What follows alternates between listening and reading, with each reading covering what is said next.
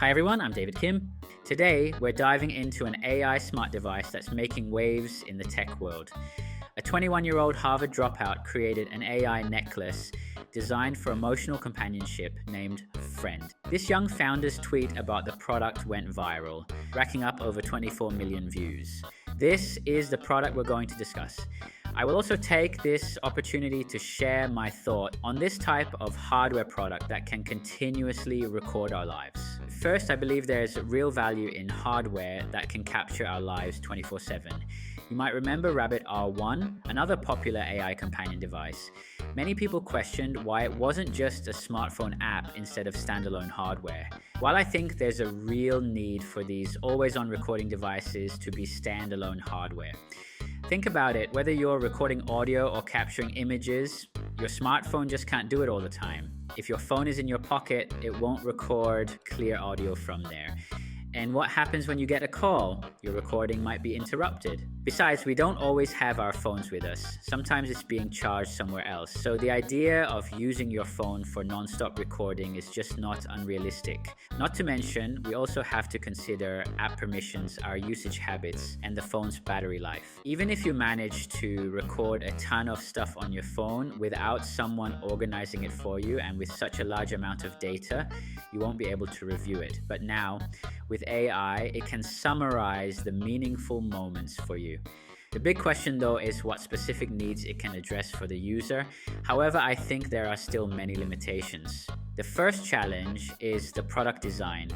Creating a comfortable wearable tech that you barely notice is not easy to achieve. There are very few devices that we barely notice we're wearing. Glasses and watches are good examples. We don't mind their presence because we're used to wearing them.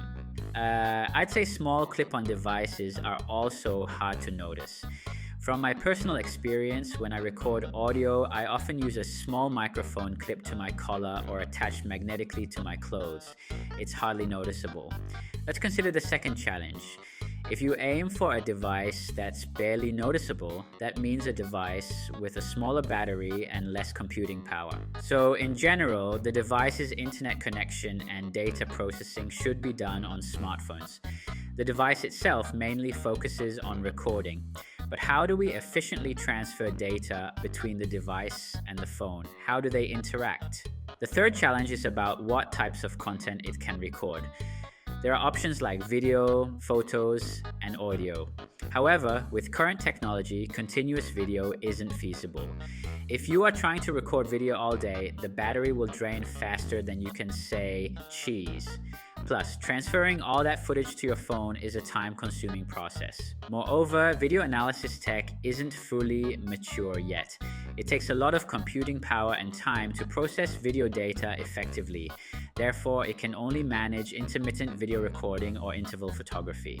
This reminds me of a Silicon Valley product from a decade ago. It was before AI took off, but it had a similar idea of constantly recording your life. It would take a photo at regular intervals. The images weren't high quality, but they did capture the environment you were in. Since you never knew exactly when it would take a picture, you simply carried the device with you.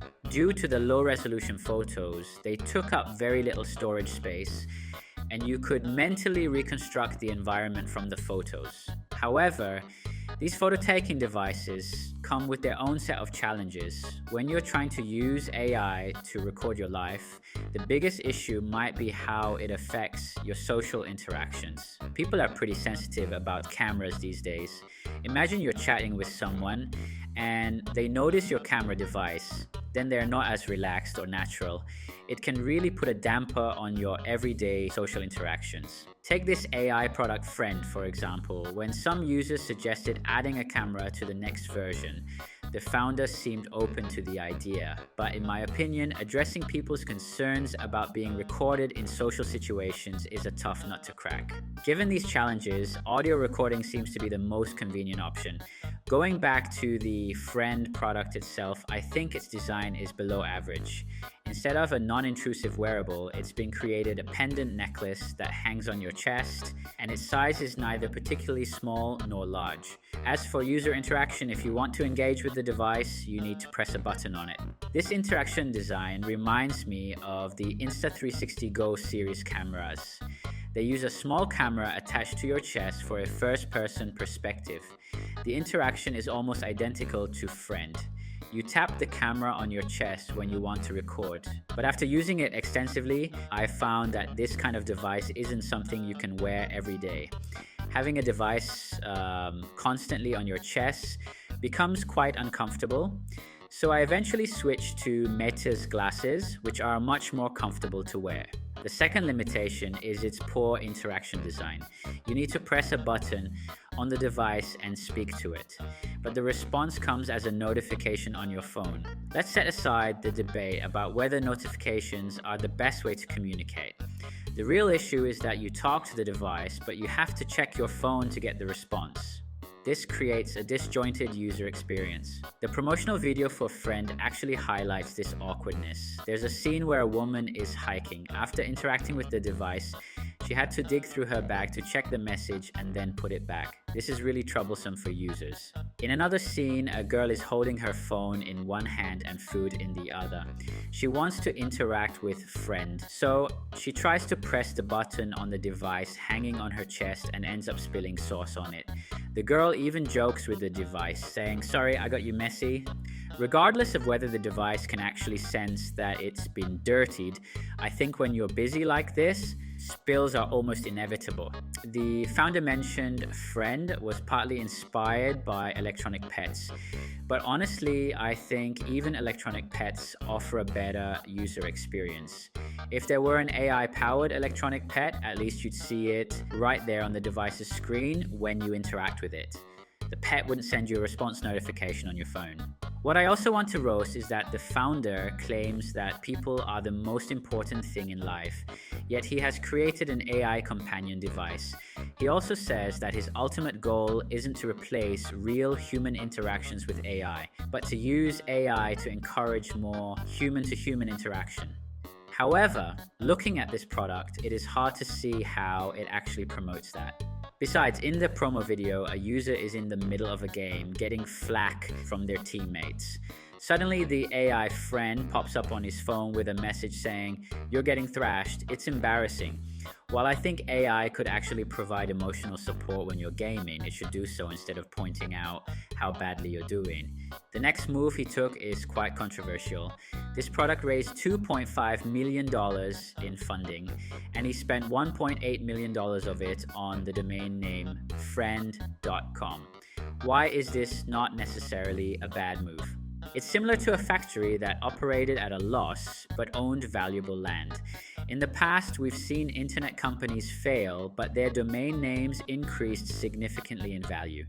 Now, in today's market, it's harder for domain names to appreciate dramatically. However, a domain like friend.com is unlikely to depreciate, so this product still has some value. Even if the product eventually fails, at least the $1.8 million spent on the domain name can be recouped. It is a decent backup plan for the investors. Additionally, the product is trending on Twitter, and the videos on YouTube have also been viewed many times. The purchase of the domain name has generating buzz and getting people talking. Why is this product gaining traction on social media? First, AI hardware is still relatively rare compared to AI software.